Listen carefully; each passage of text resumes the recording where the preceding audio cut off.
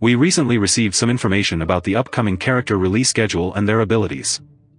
We posted a video about it a couple of days ago, but many of you have been asking about the reruns of older characters that may accompany these new releases, so you can better plan your resources.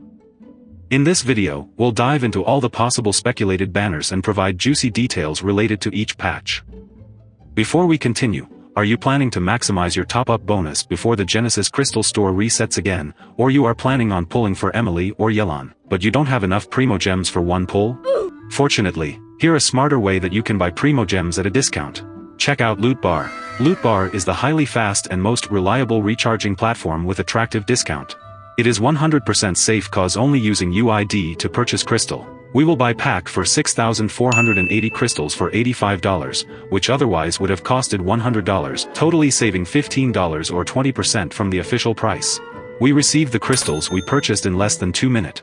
All the recharge will be done through the official channel with MiHoYo, which allows you to enjoy all top-up offers. And did you know? Big names like Genshin Impact, Gacha, and Tavatimes trust LootBar for their Primo needs. If they're on board, you know it's the real deal. Now, new users can also get an extra 5% discount. Use my link from the description or pinned comment to get the amazing discounts. With Natlan's arrival approaching, the version 5.0 banners have been officially announced. Mualani and Kazuha are set for Phase 1, while Kinich and Raiden Shogun will appear in Phase 2. Additionally, there's a new 4-star in this patch, Kachina, a Geo Polearm user debuting in Phase 1. We'll also get a free copy of her at the beginning of the Natlan Archon quest. Moving on to version 5.1, which is likely airing on October 9th if nothing changes, Xilonen, the Geo Sword user, was confirmed earlier as the new 5-star for this patch. We shared her kit details in yesterday's video, and she's going to be insane. Be sure to check it out if you're interested.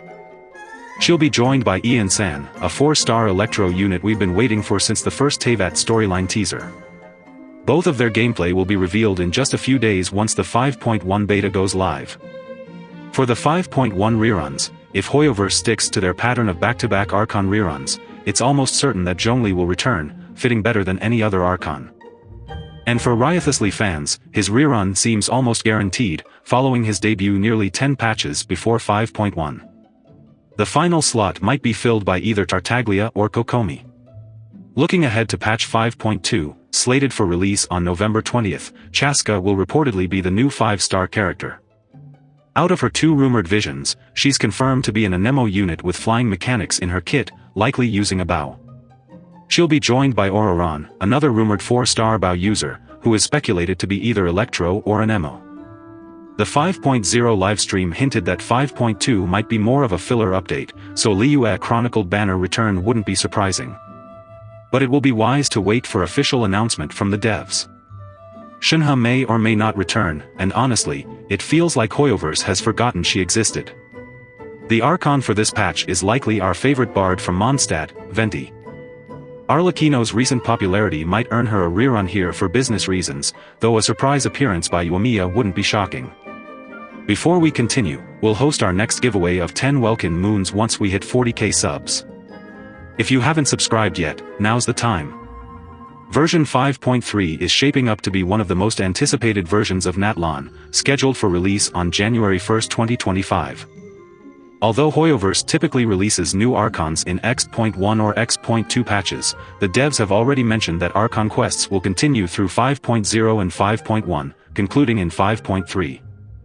So, it's practically official that the Pyro Archon, Mavuika, will debut in patch 5.3. She'll be a 5-star Pyro Claymore user and a potential game-changer, with more details about her kit available soon. I'll break that down in a separate video, so stay tuned. Also, in 5.3, we're getting Zatali, a 4-star Cryo Catalyst user. Plus, the Traveler will unlock their Pyro abilities, which are rumored to play similarly to a mini Bennett. Mavuika is expected to pair well with Hydro units, making an Ayato rerun a strong possibility.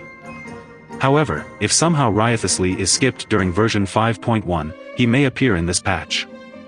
With the Chinese New Year starting on January 29th and extending through the latter half of 5.3 into 5.4, version 5.4 might host the annual Lantern Rite Festival in Liyue.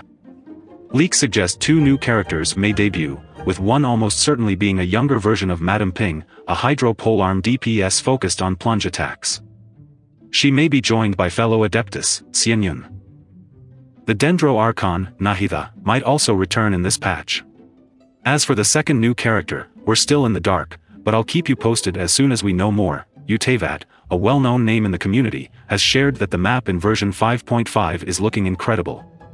Now, this is pretty big because Hoyoverse hasn't been giving us map expansions in the X.5 patches lately, those have mostly been filler updates. So, if they drop a new map in 5.5, that's going to be a nice surprise.